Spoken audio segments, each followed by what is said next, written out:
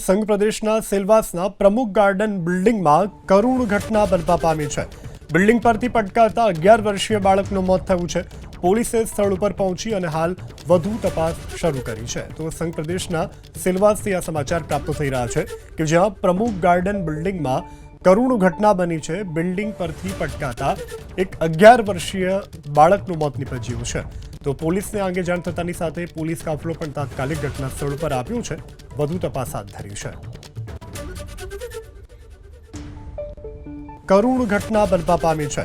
Building પરથી પટકાતા 11 વર્ષીય બાળકનું મોત થયું છે.